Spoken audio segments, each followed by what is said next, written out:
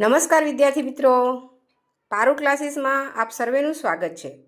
આજે આપણે આપણી જે ધોરણ 8માં નવી પ્રોજેક્ટ પ્રવૃત્તિ બુક આવી છે એનું સંપૂર્ણ સોલ્યુશન જોઈશું. તો ચાલો જોઈએ. તો વિડીયોની શરૂઆત આપણે પ્રોજેક્ટ પ્રવૃત્તિ નંબર 12થી કરીશું, જેનું નામ છે મારી વાર્તા. આપના ગામમાં, ઘરમાં, આજુબાજુ પડોશમાં કે મિત્રો દ્વારા તમે બાળપણથી વાર્તાઓ સાંભળી જ હશે. આ પ્રકારની વાર્તાઓ હજી પણ માતા પિતા, દાદા દાદીના મુખે કહેવાતી જ હશે. આવી સ્થાનિક વાર્તાઓ જે શાળાના પુસ્તકોમાં ન હોય અને સ્થાનિક બોલીમાં જ જે રીતે તમે સાંભળી હોય અને આપને યાદ જ હશે, તો આવી રીતે તમારા ઘરમાં કે ગામમાં સાંભળેલી વાર્તા નીચેના ભાગમાં લખો. તો અહીંયા આપણે એવી વાર્તા નોંધવાની છે કે જે આપણા ટેક્સ્ટબુકમાં ના હોય, બરાબર? પરંતુ તે તમે તમારા ગામમાં કોઈ સગાવાલા પાસે, કોઈ દાદા દાદી પાસે સાંભળી હોય એવી સ્થાનિક વાર્તા તમારે અહીંયા નોંધવાની છે. આપણી આ વર્ષે જે 6, 7, 8માં નવી સ્વ-અધ્યયન પોથી આવી છે, જેનો ભાગ 1 અને 2 તેમજ આપણી જે પ્રોજેક્ટ બુક પણ આવી છે, તો આ બધાનું જો તમારે સંપૂર્ણ સોલ્યુશન જોતું હોય તો મારા પારુલ ક્લાસીસ પર તમને એ મળી રહેશે. તો નીચે મેં એની ડિસ્ક્રિપ્શનમાં લિંક આપેલી છે, તો ઝડપથી પારુલ ક્લાસીસ પર ક્લિક કરો અને સ્વ-અધ્યયન પોથી તેમજ આપણી પ્રોજેક્ટ બુકના દરેક પ્રોજેક્ટનું સંપૂર્ણ સોલ્યુશન જુઓ, સમજો અને તમારી પ્રોજેક્ટ બુકમાં નોંધો. તો બરાબર, તમારે જો સંપૂર્ણ સોલ્યુશન જોતું હોય તો ઝડપથી ફટાફટ જઈને પારુલ ક્લાસીસની લિંક જે ડિસ્ક્રિપ્શનમાં છે તેના પર જઈને ક્લિક કરો અને જોઈ લો. અહીં જોઈએ આપણે એક વાર્તા નોંધી છે.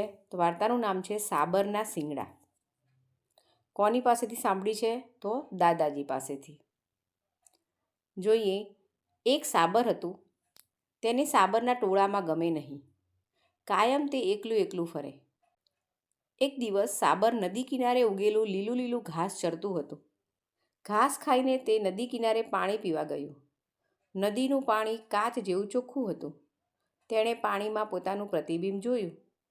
તેને થયું, વાહ, કેવા સુંદર મારા શિંગડા છે. માથે જાણે મુગટ પહેરે હોય એવા શોભે છે, પણ મારા પગ કેવા પાતળા. મને તે બેડોળ કરી મૂકે છે અને એનું જ મને દુઃખ છે.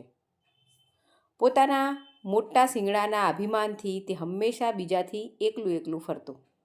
એક દિવસ તે ઘાસ ચરતું હતું ને અચાનક વાવાઝોડાની માફક 2 ખૂંખાર ચિત્તા એને જોયા. સાબર તો છલાંગ મારતું ભાગ્યું. પોતાનો જીવ બચાવવા ઝડપથી દોડવામાં તેને પોતાના પાતળા પગ તેને ખૂબ મદદ કરી. તે ચિત્તાથી ઘણું આગળ નીકળી ગયું અને ગીચ જંગલમાં આવી પહોંચ્યું. અચાનક કોઈએ તેને પકડીને દોડતું અટકાવ્યું હોય એવું એને લાગ્યું. સાબરે જોયું તો એના શિંગડા ઝાડની ડાળીમાં ભરાઈ ગયા છે. તેણે છૂટવાનો ઘણો પ્રયત્ન કર્યો, પણ તેના વાંકા ચૂંકા શિંગડા એવા ભરાયા કે નીકળ્યા જ નહીં. સાબરે વિચાર્યું કે શિંગડાનું હું અભિમાન કરતું હતું, તેણે જ મને ફસાવ્યું. મારા શિંગડા જ મારા શત્રુ બન્યા. પરંતુ તેના સારા નસીબે શિંગડું તૂટી ગયું અને પોતાના પાતળા પગે તેનો જીવ બચાવ્યો. તો અહીં આ રીતે તમારે પણ તમારી વાર્તા નોંધવાની છે. આગળ બીજો પ્રશ્ન છે કે વાર્તામાંથી શું શીખવા મળે છે? તો તમે જે વાર્તા લખી હોય એ વાર્તામાંથી તમને શું શીખવા મળે છે એ તમારે નોંધવાનું છે. આપણે અહીંયા જે વાર્તા લખી છે એના આધારે લખીએ તો, ખરેખર તો જે ચીજ આપણને મદદ કરે તેમ હોય તેનું રૂપ અને દેખાવ ન જોવો જોઈએ. બરાબર. હવે નીચે જુઓ છેલ્લા પ્રશ્નમાં. અહીં તમારે વાર્તાનું કોઈ એક ચિત્ર દોરવાનું છે.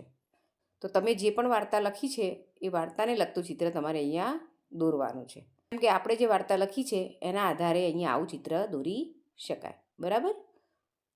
તો અહીંયા તમારો આ પ્રોજેક્ટ પૂર્ણ થાય છે. નેક્સ્ટ આપણો પ્રોજેક્ટ એ આપણા નેક્સ્ટ વિડીયોમાં જોઈશું.